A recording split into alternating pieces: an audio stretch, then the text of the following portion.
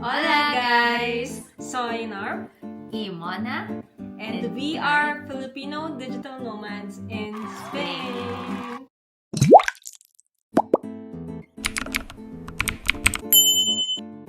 kung pangarap mong mag-work remotely habang nasa Europe, lalo na dito sa Spain, this video is for you.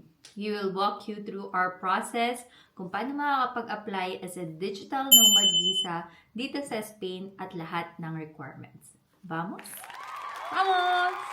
Part 1. So, ano nga ba ang digital nomad visa?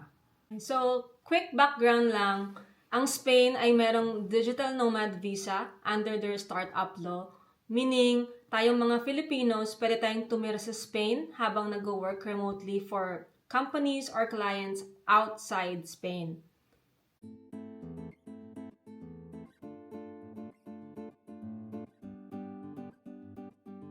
Okay, part 2 guys. Bago tayo pumunta sa listahan ng mga requirements, check muna natin kung pasok tayo sa basic qualifications na mga to. Okay, first one guys. Are you a remote worker? Kung yes, ang client mo ba ay nasa outside Spain?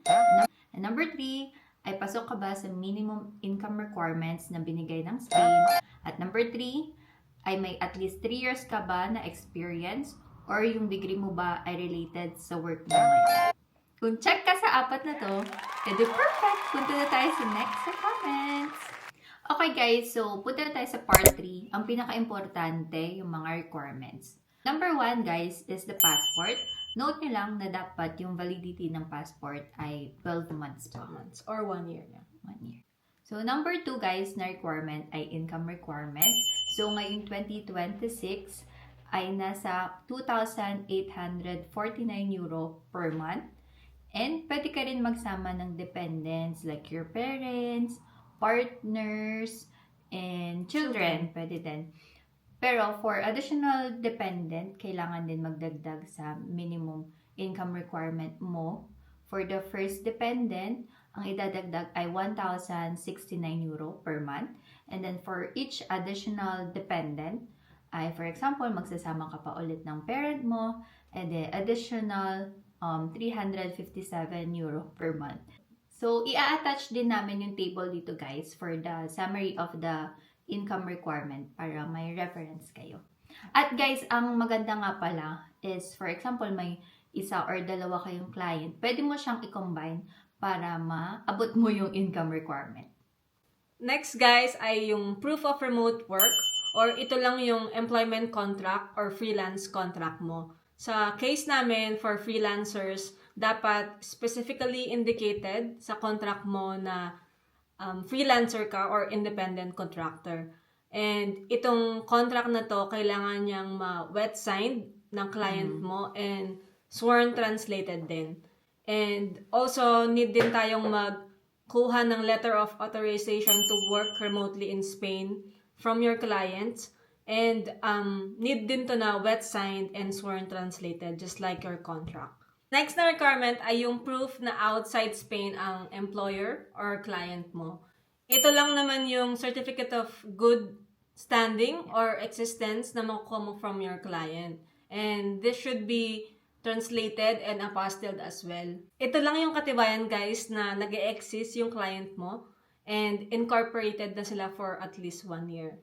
In our case, we engage with Lockbite's service para sa mga to kasi medyo hassle kasi yung pag-process ng DIY ng mga apostille from US kasi US yung clients namin.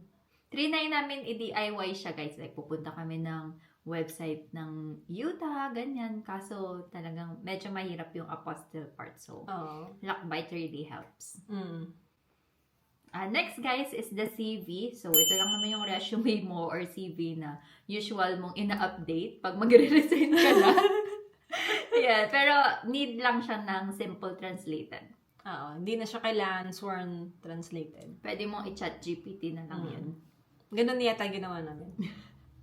Next guys is the COR, the Certificate of Registration. So basically ito yung COR natin from BIR 2303. So guys, ito medyo recent lang siyang hinahanap ng Spain. kami parang 5 days before our pag-alis sa Pilipinas bago natanggap yung request na to. So, much better ay kunin nyo na habang nandiyan kayo sa Pilipinas. At take note din pala guys, dapat 3 months ka nang registered before ka mag-apply. Yep. Next na requirement, guys, ay yung bank statements. Provide 3 months worth of financial documents like your invoices or bank statements. Ito dapat yung kung saan pumapasok yung sahod mo from your client. Like Wise or Payoneer. Sa amin, guys, binigay namin ay yung Wise statement namin. And 3 months na invoices na sinesend namin sa mga clients namin. Need din ito translated, pero ang maganda sa Wise, pwede kang mamili ng language mo before you export the statement. So, very convenient nun. So, if may Wise account kayo at doon pumapasok yung sahod nyo, yun na lang yung ibigay nyo as bank statement. So, next guys is the proof of experience or education.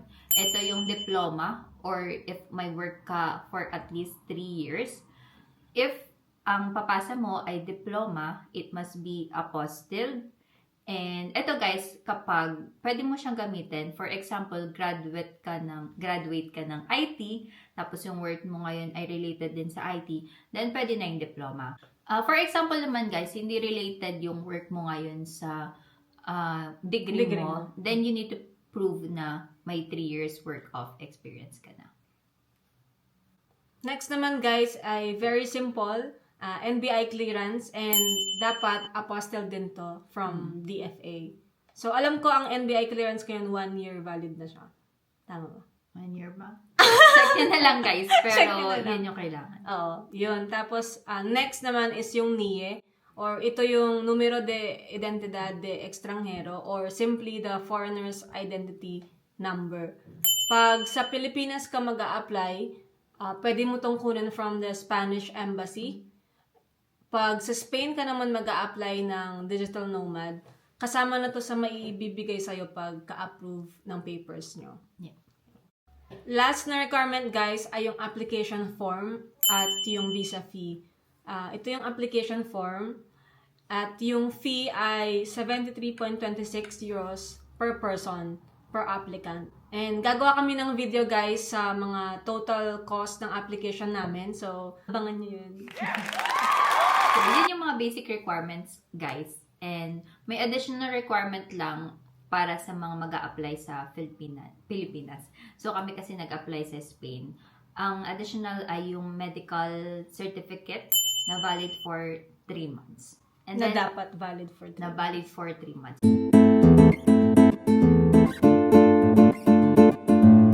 And then, guys, if same scenario kayo sa amin, same-sex couple, gagawa din kami ng separate video for us kasi may mga additional documents dun para sa case natin. So, next, saan at paano nga ba mag-apply? So, may dalawang option, guys. Pwede kayong mag-apply sa Spanish Embassy sa Pilipinas or pwede na kayo directly dito sa Spain. So, sa case namin, ang ginawa namin is nag-apply kami as a tourist. And then, dito kami nagpasa sa Spain. So, dalawa yung visa na kinuha namin. Una ay Schengen visa for tourist. Tapos, sa pagkalapag namin dito, nag-submit na kami ng DNV. Okay, for the last part, guys, this is an additional tips lang sa mga mag-a-apply.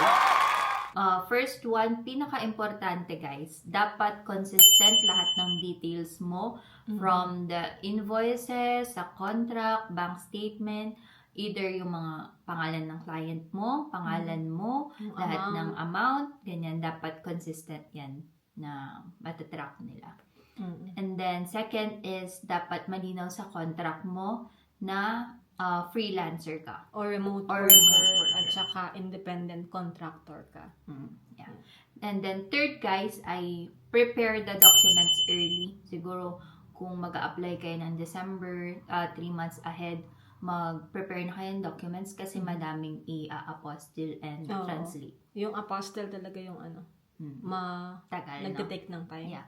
And then, lastly guys, ay pag-isipan mabuti kasi this process ay hindi madali. It's not a quick process. It takes time, patience, and commitment. Commitment talaga siya. So, yun guys, yun na yung mga requirements at qualification and then the digital nomad visa tips. Kung may mga questions pa kayo regarding our visa, then comment down below. Try namin sagutin kung kaya namin. Diba? Oo.